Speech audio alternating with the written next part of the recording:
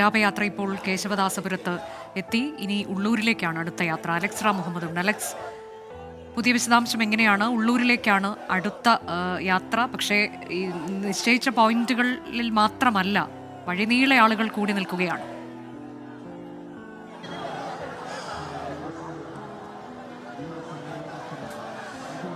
Alex. Anuja, തീർച്ചയായും അനുജ നോക്കൂ, പട്ടം കഴിഞ്ഞ് ഉള്ളൂരിലേക്കുള്ള യാത്രയാണ്. 4 മണിക്കാണ് അനുജ ഈ വാഹനവ്യൂഹം, ഈ ആംബുലൻസ് ദർബാർ ഹാളിൽ നിന്ന് അതിൻ്റെ യാത്ര ആരംഭിച്ചത്, ആ വിലാപയാത്ര ആരംഭിച്ചത്. 2.5 മണിക്കൂർ പിന്നിടുന്നു. ഏതാണ്ട് ഒരു 4-5 കിലോമീറ്റർ മാത്രം താണ്ടി ഇപ്പുറത്ത് പട്ടത്തേക്ക് മാത്രമാണ് ഈ വിലാപയാത്രയ്ക്ക് എത്താൻ സാധിച്ചത്. നോക്കൂ, ഇരുവശത്തും തിങ്ങി നിറയുന്ന ജനസഞ്ചയത്തെ നോക്കൂ. അവർ വന്ന് അങ്ങനെ ഇപ്പോഴും നിലയുറപ്പിച്ചിട്ടുണ്ട്. അടുത്ത ഉള്ളൂരേക്കാണ് പോകുന്നത്.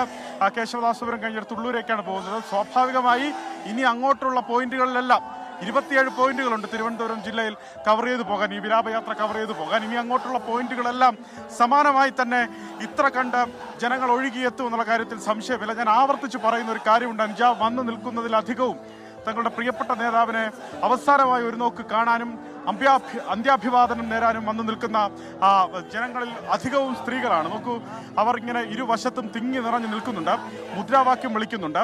ആ വാഹനത്തിനൊപ്പം അകമ്പടിയായി ഇതാ വലിയൊരു ജനസഞ്ചയം, ഒരു പുരുഷാരം ആ മുദ്രാവാക്യവുമായി ആ വാഹനത്തോടൊപ്പം ഒഴുകി വരുന്നത് നമുക്ക് കാണാം.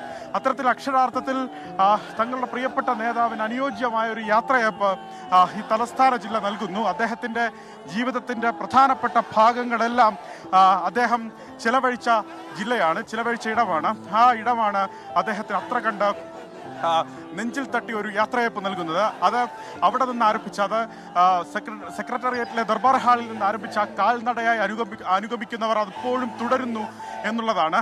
VSന്റെ പോരാട്ട വീര്യം അവരിങ്ങനെ എടുത്തു പറയുന്നു. VS എന്ന പോരാളി, തങ്ങൾക്ക് മറ്റാരും VSന്റെ സ്ഥാനത്ത് പ്രതിഷ്ഠിക്കാനില്ല, ഒരേ ഒരു VS ആണ്. കാവലാൾ അവരുടെ കാവലാളാണെന്ന് പറയുന്നു. പോരാളികളുടെ പോരാളി എന്നവർ ഉറക്കെ വിളിച്ചു പറയുന്നു. തൊണ്ട പൊട്ടുമാറ് മുദ്രാവാക്യം ഉയർത്തുന്നു.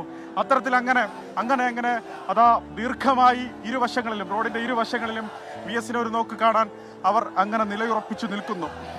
അനുജ, നേരത്തെ നമ്മൾ സൂചിപ്പിച്ച പ്രധാനപ്പെട്ട ചില കാര്യങ്ങളുണ്ട്. അതായത് VSന്റെ ജീവിതവുമായി ബന്ധപ്പെട്ട് അദ്ദേഹം എങ്ങനെ ഇങ്ങനെ ഒരു പോരാളിയായി മാറി, അദ്ദേഹം ഏതു വിധത്തിലാണ് അദ്ദേഹത്തിൻ്റെ ജീവിതത്തെ ക്രമപ്പെടുത്തിയത്, എങ്ങനെയാണ് അദ്ദേഹം പോരാട്ടത്തിൻ്റെ തീച്ചൂളയിലേക്ക് എടുത്തെറിയപ്പെട്ടത് എന്നുള്ളതെല്ലാം നമ്മൾ പല ഘട്ടങ്ങളിലായി ചർച്ച ചെയ്യുന്നുണ്ട്. ഏതാണ്ട് ഒരു 102 വർഷം മുമ്പ്, ഈ ഒക്ടോബർ 20 ആകുമ്പോൾ അദ്ദേഹത്തിന് 102 വയസ്സാണ്. അങ്ങനെ കണക്കാക്കിയാൽ 102 വർഷം മുമ്പാണ് VS പുന്നപ്രയിൽ IN ശങ്കരനും അക്കമ്മയ്ക്കും ഒരു മകൻ പിറക്കുന്നത്. 4 മക്കളിൽ 2ാമൻ ആണ് അങ്ങനെ പിറന്നത്. അതൊരു ബ്രിട്ടീഷ് ഇന്ത്യയാണ്, നമുക്കറിയാം. ബ്രിട്ടീഷ് ഭരണത്തിന്റെ കാലത്ത് സ്വാതന്ത്ര്യമില്ലായ്മയുടെ നാടാണ് ആ സമയം. യുവാക്കളിലും കൗമാരക്കാരിലും അതുപോലെ തന്നെ ഈ ഗർഭസ്ഥ ശിശുവിൽ പോലും സ്വാതന്ത്ര്യദാഹത്തിന്റെ ഒരു അഭിവാഞ്ജ, അല്ലെങ്കിൽ ഒരു വീർപ്പുമുട്ടൽ അങ്ങനെ അലയടിക്കുന്ന ഒരു കാലഘട്ടമാണത്. ആ സമരത്തിലേക്ക് എടുത്തെറിയപ്പെടുന്ന ആ കാലം നമ്മുടെ നാട് കടന്നു പോകുന്ന ഒരു നാടുവാഴിത്ത ഭരണത്തിനു കീഴിലാണെന്നുള്ളതും നമ്മൾ ഓർക്കേണ്ടതാണ്. ആ നാടുവാഴിത്ത വ്യവസ്ഥയ്ക്കെതിരെ പോലും ദേശാഭിമാനികളിൽ കലഹം നിറയുന്ന ഒരു കാലമാണ്. ആ കാലത്താണ് ഈ പുന്നപ്രയിൽ ഇങ്ങനെ അക്കാമ്മയ്ക്കും ശങ്കരനും ഒരു ഉണ്ണി പിറക്കുന്നത്. 4 മക്കളിൽ 2ാമനായി പിറക്കുന്നു. പുന്നപ്ര പ്രൈമറി പള്ളിക്കൂടത്തിൽ നിന്നാണ് 3ാം ക്ലാസ് കഴിഞ്ഞപ്പോൾ IN ശങ്കരൻ മകനെ കളർകോട് UPSൽ ചേർക്കുന്നു. സവർണ മേധാവിത്വം കൊടുമ്പിരി കൊണ്ടിരുന്ന കളർകോട്ടെ പള്ളിക്കൂടത്തിലെത്തിയ പിന്നാക്കക്കാരൻ കുട്ടിയെ സവർണ കുട്ടികൾ തല്ലുന്നത് ചരിത്രത്തിൽ രേഖപ്പെടുത്തിയിട്ടുണ്ട്. വീട്ടിലെത്തി അച്ഛൻ IN ശങ്കരനോട് ഈ കുട്ടി ഈ വിവരം പറയുന്നുണ്ട്. തന്നെ ഇത്തരത്തിൽ സ്കൂളിൽ ചില സവർണരെന്ന് വിളിക്കപ്പെടുന്ന ചില കുട്ടികൾ തന്നെ തല്ലിയ കാര്യം ഈ കുട്ടി പറയുന്നുണ്ട്, അച്ഛനോട് പറയുന്നുണ്ട്. അച്ഛൻ ശങ്കരൻ അരയിലൊരു പിടിയരഞ്ഞാണം കെട്ടിക്കൊടുക്കുകയാണ് ചെയ്തത്. എന്നിട്ട് പറഞ്ഞു, അടുത്ത ദിവസം ആരെങ്കിലും അടിച്ചാൽ ഈ പിടിയരഞ്ഞാണം ഊരി തിരിച്ചടിച്ചോളാൻ.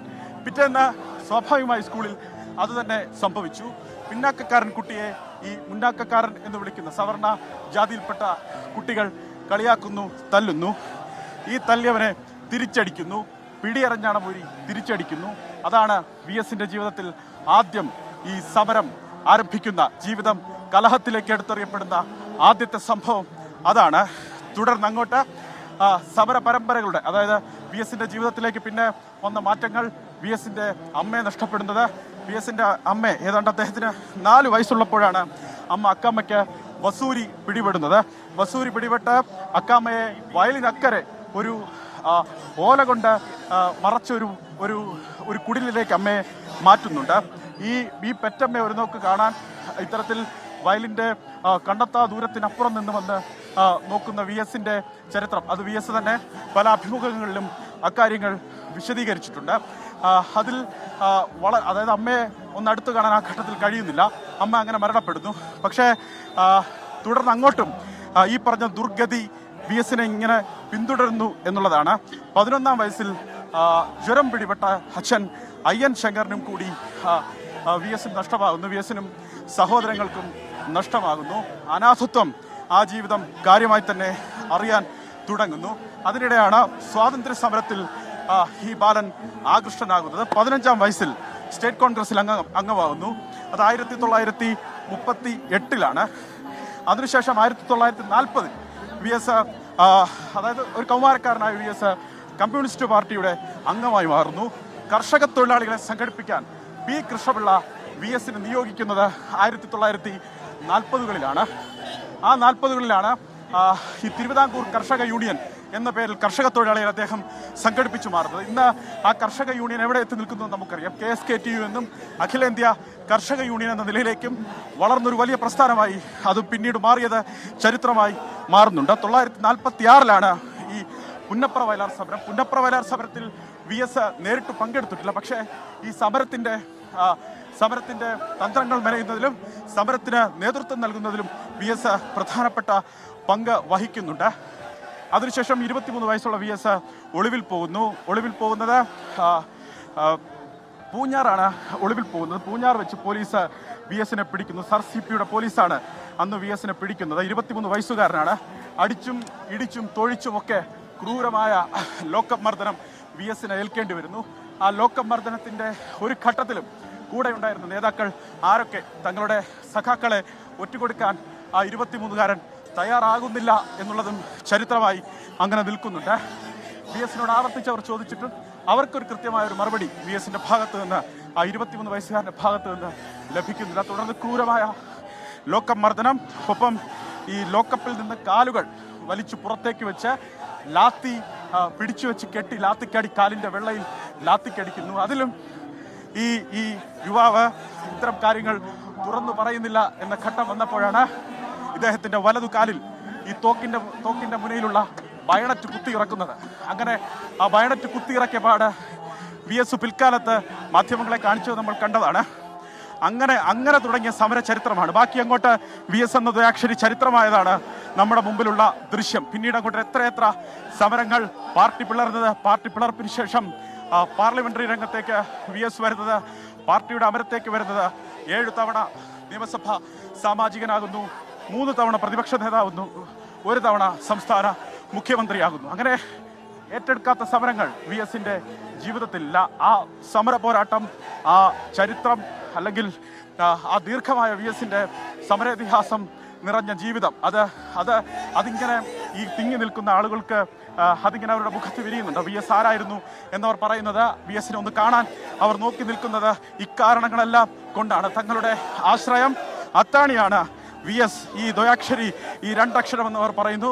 അതുകൊണ്ട് തന്നെ വീരോചിതമായ യാത്രയപ്പം, വീരവണക്കം വി എസിന് അവർ നേരുന്നു. ആ വീരവണക്കം നേരാനായി പൊതുജനങ്ങൾ ഇങ്ങനെ റോഡിൻ്റെ ഇരുവശത്തും തിങ്ങി നിറഞ്ഞ് നിൽക്കുന്നു.